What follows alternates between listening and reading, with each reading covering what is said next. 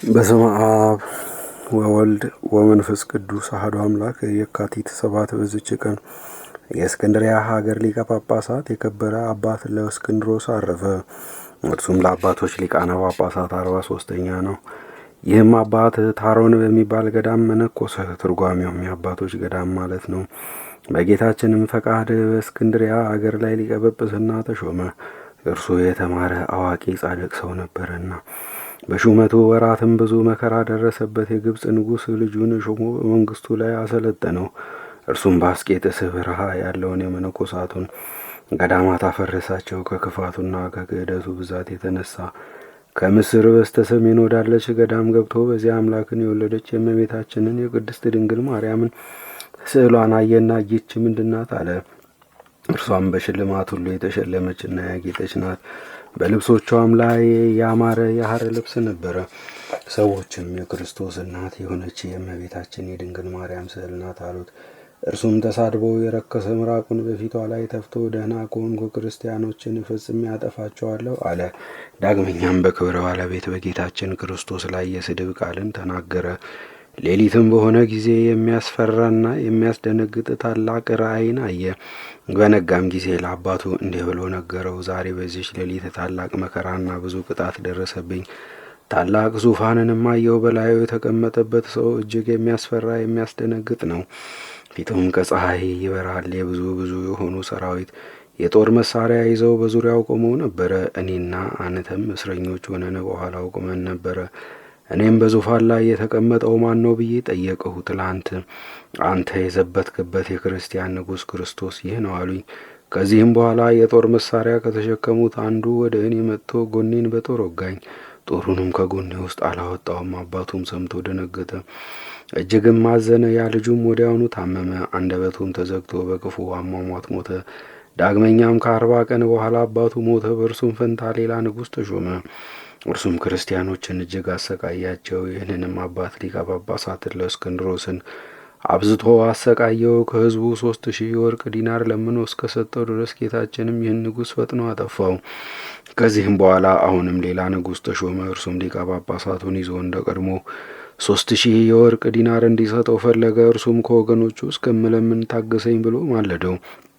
ንጉሡም ቀጠሮ ሰጠውና ይለምን ዘንድ ወደ ላይኛው ግብፅ ወጣ። በተራራ ላይ አንድ ገዳማዊ ሰው ነበረ። ከእርሱም ጋር 2 ደቀ መዛሙርት አሉ። በተራራውም በአንድ ቦታ እንዲቆፍሩና እንዲጠርጉ አዘዛቸው።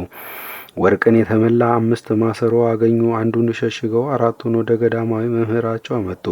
እርሱም ይረዳበት ዘንድ እንዲሰጡት ወደ ሊቀ ጳጳሳቱ ላካቸው። እነርሱ ግን እነዚያን የወርቅ ማሰሮዎች ይዘው ተመልሰው ወደ ዓለም ገቡ።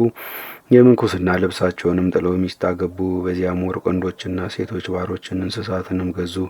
የዚያችም ሀገር አስተዳዳሪ ያዛቸው። ገንዘብንም ከወዴት እንዳገኙ በመግረፍ መረመራቸው።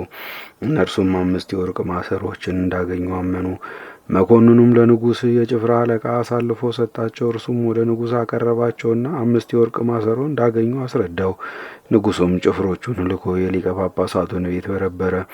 የአብያተ ክርስቲያናት ከሆነ ከንዋየ ቅድሳት ያገኘውን ሁሉ ወሰደ። ሊቀ ጳጳሳቱንም አሰረውና ወርቅን የተመሉ 4ቱን ማሰሮዎች ደግሞም 3000 የወርቅ ዲናር አምጣልኝ አለው። እርሱም ከዚህ ከኃላፊው ዓለም ገንዘብ ምን የለኝም አለው። ወደ ሕዝቡ ልኮ 3000 የወርቅ ዲናር አምጥተውለት እስከሰጠው ድረስ አልተወውም። ይህንንም ክፉ ንጉሥ ጌታችን አጠፋው። ከዚህም በኋላ ከእርሱ የከፋ ሌላ ንጉሥ ተሾመ። እርሱም የሐሰተኛውና የርኩሱን ነቢይ ስም በከበረ መስቀል ፈንታ በእጆቻቸው ውስጥ እንዲያትሙ የክርስቲያንን ወገኖች አስገደዳቸው። ይህችም ምልክት የመለኮትን ነገር የሚናገር ወንጌላዊ ዮሐንስ የተናገራት ትንቢት ናት። ይህም ክፉ ንጉሥ ወደ ሀገሮች ሁሉ ይህንን እንዲያደርጉ አዘዛቸው። ሊቀ ጳጳሳቱንም እንዲሁ ያደርግ ዘንድ አዘዘው። ሊቀ ጳጳሳትም ይተወው ዘንድ ብዙ ለመነው፣ አልተቀበለውም። ዳግመኛም እስከ 3 ቀን ይታገሰው ዘንድ ለመነው። ከዚህም በኋላ ደግሞ እንዳይጥለውና ወደዚህ ወደ ረከሰ ሥራ እንዳያስገባው ወደ እግዚአብሔር ፈጽሞ ማለደ። ጌታችንም ልመናውን ተቀብሎ በጥቂት ደዌ ጎበኘው። ወደ ቤቱ እስክንድርያ ይሄድ ዘንድ እንዲያዝለት ንጉሡን ለመነው። ንጉሡም ከከለከለው። ስለ እጅ ሕትመት ምክንያት ለመፍጠር ስለመሰለው የእግዚአብሔርን መልአክ ተገለጠለትና ነገ ታርፋለህ አለው። እርሱም አርድእቱን እግዚአብሔር ነገ ስለሚጎበኘኝ አርፋለሁና መርከብን አዘጋጁ አላቸው። እንዳለውም በማግስቱ አረፈ። ስጋውንም በመርከብ ተሸክመው ወስደው ከአባቶች ሊቃነ ጳጳሳት ስጋ ጋር አቀበሩት። በዚህም አባት ለእስክንድሮስ ዘመን በግብፅ አገር ለሚኖሩ መለካውያን ስሙ አንስጣሴዎስ የሚባል ሊቀ ጳጳሳት ነበራቸው። ያዕቆባውያን ምእመናንን ይወዳቸዋል። ስለዚህም ወገኖቹ መለካውያን ተጣሉት። እርሱም ነፍሱን ያድን ዘንድ አስቦ ወደዚህ አባት ለእስክንድሮስ መጥቶ ከስልጣኑ በታች በመሆን የሚታዘዝ ሆነ።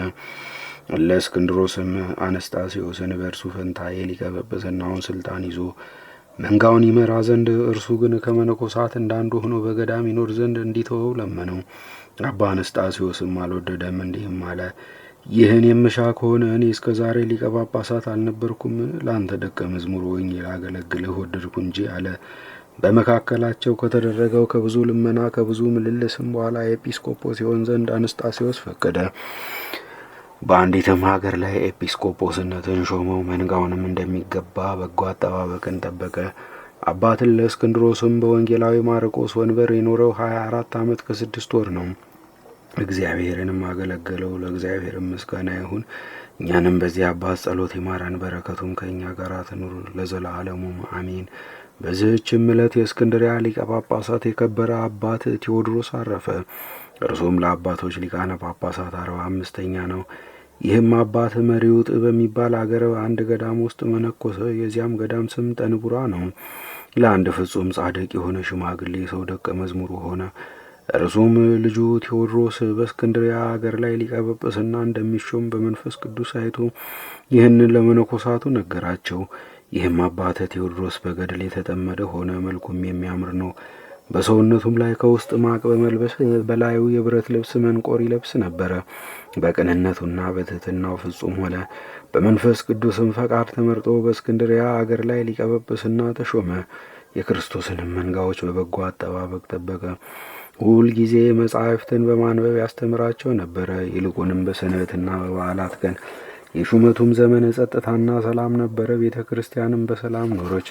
በወንጌላዊ ማርቆስ ወንበርም ላይ 11 ዓመት ተኩል ከኖረ በኋላ በሰላም አረፈ። ለእግዚአብሔርም ምስጋና ይሁን፣ እኛንም በጸሎቱ ይማረን፣ በረከቱም ከእኛ ጋር ትኑር ለዘላለሙም አሜን።